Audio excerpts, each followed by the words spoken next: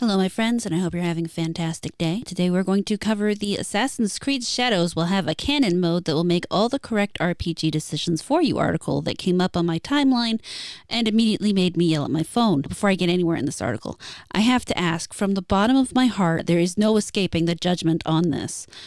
Why would you want this? If you are someone who wants this, and yes, like I said, I am judging you, why? There's literally one use case I can really think of that has any answer other than, well, maybe RPGs aren't for you. And that is that you've played the game so many times you just don't care about the options anymore. That's it. You're going through and you're playing collect-a-thon now because you've actually played the game to the point that you've explored all the options and you don't need to make any more choices. Other than that, if you feel the need to have this mode, why even play the game? Why play an RPG at all? And yes, I am very judgy and I will be very judgmental about this. I'm not going to apologize for it. I understand people are going to play the game the way they want to play the game, but at the same time, that doesn't mean I have to understand it. You still get to play the game you want to. That doesn't mean I get it. And just reading the article, what the game director, Jonathan Dumont, says here really hurts my soul. He says, choices come more into play when recruiting allies and romance some of the characters. Since the fan base is divided on branching dialogues, we have incorporated an option called Canon Mode, which allows you to play the game with choices already made for you to give a choice-free experience. Hope this makes it fun for everyone. Now, I know I can already hear the people out there typing, well, you don't have to use it. Yeah, I get it. I don't have to use it. You also don't have to play the game if it doesn't have what you want in it. This is such an attempt to appeal to a broader audience that it genuinely makes me fear for what they've put in the game. And if you don't understand the correlation between these two things, I'm going to try to explain it to you.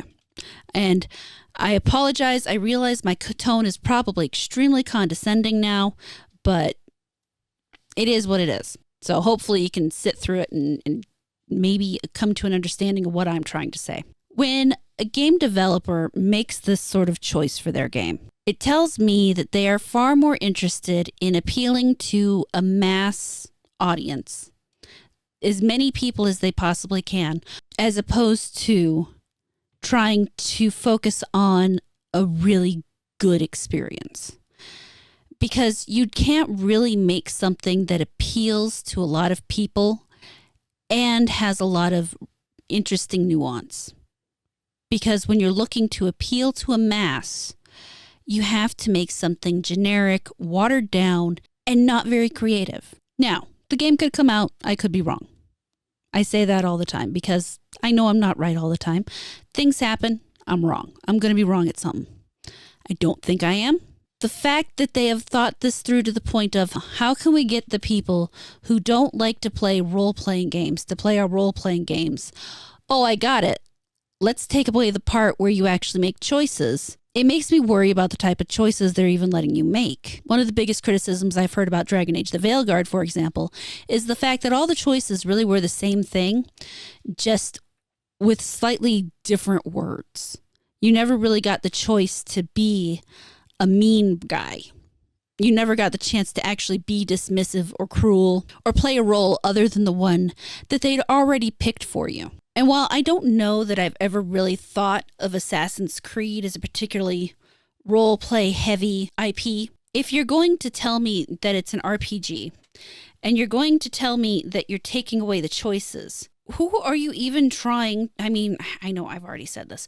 Who are you trying to get to play your game? Maybe you should have been designing a different game from the start. This is kind of up there with the Dragon Age no death option that they put in, where you could play the game and never die because, well, some people don't find that fun. But then I hear the actual battle system really isn't even all that great. And it's boring and it's grindy. And at that point, it's like, why even bother? Why? Now, the writer of the article does make the point that, if you play the game and the next sequel comes out, the choices may not follow through. And yeah, okay, I get that one. But at the same time, people who play RPGs are used to that. It's okay. And often people will play it multiple times for multiple different endings, even if they have one that they consider their own personal sort of canon. Part of the reason Dragon Age The Veilguard failed so hard is because they didn't include any of the choices people had made in previous games. And it feels to me at this point, when it comes to gaming choices, studios are afraid to make these decisions that might follow through because they don't want to have to track them. They don't want to have to deal with the creativity that they have to put out in order to make the next game. Yeah, it's way easier to onboard players if you don't have to worry about the things that came in the previous games. But you know what? There are people out there who will play the game anyway.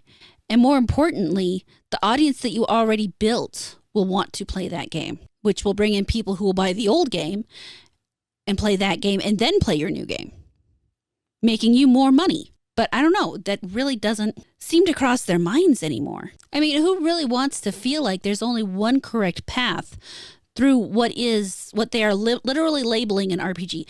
Now, if they weren't putting the label of an RPG on this game, I probably wouldn't care. But they are literally trying to sell it to an RPG crowd. And then saying, well, let's give you a setting that takes out the RPG part so the people who don't like RPGs can now play what is supposedly an RPG game. They're taking everything out of a game. Well, they're basically trying to destroy altogether the idea of genres.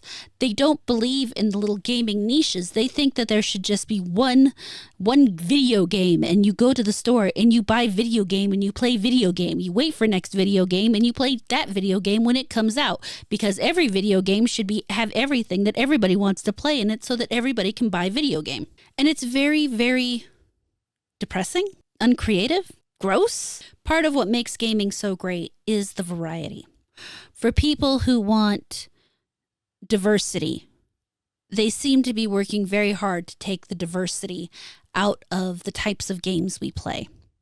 They want every game to appeal to everybody. All it makes me think of it is when Baldur's Gate 3 came out and so many people were crying because it was turn-based.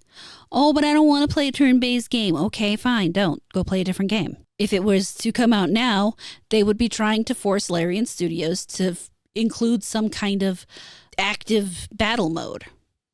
Which I wouldn't be surprised if there's a mod or something that comes out for it down the line. But at the same time, why can't people just let games be different? Why? And it is worse in the AAA studio arena because they pour so much money into these games. They absolutely have to reach the widest audience they possibly can. They need the biggest audience they can so they have even a glimmer of a chance to make money back on these games they're making. And they're not going to do it because instead of making something that the majority of people want, they make something nobody wants. What's that line from The Incredibles? When everybody's a hero, nobody's a hero? Or when everybody's a super... What is that? When everybody's special, no one's special. When every game's an RPG, no game's an RPG. When every game's a roguelike, no game's a roguelike. When every game's an action game, no game's an action game. That's basically where they're trying to head in the AAA arena. They don't want to make anything that is new and exciting because they don't see the value in it. And that doesn't just go from the top. I mean, a lot of people will sit there and try to tell you, yeah, it's the executives. They are too afraid to take these risks. It's not just the executives, though. It's the actual developers. I know not all of the developers, much like not anybody. Yes, not all of the developers. But the fact that so many of them are willing to go along with this instead of saying, yo, we're kind of wasting our time creating this kind of thing when we could be focusing on this really cool thing that people would actually probably like to see. And we get what we're getting. And people are surprised when AAA studios continue to not make their money back. And I mean, I know a lot of it's just my passion for role-playing games in general that really gets in my way. And no, I'm not saying that I don't think other people deserve to be able to play the game or whatever. I just don't understand why you want to shoehorn people into a genre that they're obviously not interested in. I don't understand why people want to force their way into a genre that they're not interested in. keep trying to come up with a good analogy for it. Sheep over here says that the best one is probably to say it's like being a chef and putting onions on everybody's burger, even though not everybody likes onions. I'm not sure that one's quite right, but it's about as close as I can get right now. It seems to be missing the part of where... No, I guess it's close enough. It's a pretty close description. I don't know. I wish I had better words to describe what's going through my head on this. The other thing I have is it's like trying to make a baker bake a cake for you. I don't understand trying to force people into things that they don't want. I don't understand trying to tempt people down a gaming path that they don't want to the detriment of those who do want it. It's like opening a steakhouse.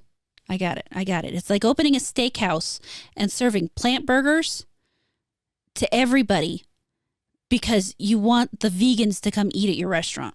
That's it. You started a steakhouse and everybody came because you had the most amazing steak. But one day you decided your audience wasn't big enough, so you started selling plant-based meat. And then one day, all you served was plant-based meat. So yeah, it's just trying to get people into something that they don't belong in. And it's okay that they don't belong there. They have games that they can go play, and people should be making great games for them so that they can have the best game they can have. Just like we want the best RPG we can have, instead of trying to make everybody play generic video game. But it's happening all across the board, and it's not just devs who do it. There are plenty of people who feel left out because of whatever great game came out that they can't play because it's not their style, so they want something in it so that they can play the game, and they don't think about how that's going to affect the people who actually play the game. It's a nasty cycle. And sometimes people just have to accept something's not for them. And that's okay, because hopefully there's someone out there developing what you want. And it'll be fantastic, and you will love it, and you can go play it and let the people who want to play the thing they love, and everybody's happy. But after all that, you know what? It's time for some puppies. So here are all the little girls getting down on the floor and playing with Mama. They really wanted to eat, and she wasn't interested in feeding them, but she's got an actually really good reason. So today I picked up everybody when I noticed her sudden desire to get away from the puppies really fast. I picked everybody up and stuck my finger in their little mouths, and what do you know? There's teeth coming in. They've all got their back teeth. Everybody except for Violet is getting some of their little pointy canines in. And when they feed, they are not exactly the most gentle with Mommy's teats. So understandably, when they start getting rough, she has a tendency to get up and move away from them. There's Sophie going to hide because she's not a fan of puppies. But here they are currently attacking Mom, trying to get her to feed them. And there she goes. Somebody bit down a little too hard. And little Cassandra got drugged because she was holding on to that teat. And now they're going to try to play with each other for a little bit. They are so stinking cute. It is absolutely ridiculous. It was funny because at one point she was actually letting them come up to her head. Here we go. Laying down over on her side like that and letting them attack her. And that's Cass? Yeah. Cassandra's attacking and playing with her. And there those little tails going. And everybody's hungry. Then, of course, the whole cycle again. They get a little too rough. And Mom decides, yeah, that's enough for right now. I missed that earlier. I didn't see her fall over like that when Grace got up. That was too funny. And there she goes, letting Carolyn attack her now while the other three girls play. They are getting so damn cute. It's hard to believe that they are 4 weeks. As of today, they are 4 weeks old. They have grown so much. Everybody, as I've said in the past, everybody's up over 1 pound now. I would bet Cass is probably 2 pounds if I was to weigh her. I haven't recently, but I do need to do a weigh-in. I also need to get them a vet appointment. I like to get them checked out once, and I like to have their mom checked out once. But yeah, everybody is absolutely adorable. All that said, guys, let me know what you think of this down in the comments. If you are one of these people, like I said, if you are one of these people who want this, tell me why. Explain it to me, please. Why would you want this in an RPG? I would love to know. I'm still going to judge you, but I would love to know. I look forward to hearing what everybody has to say down in the comments. Thank you so much for watching this video. I really hope you enjoyed it. Please like, comment, subscribe, and turn on the notifications. If you really liked it, you can feel free to share it around, and I will catch you later.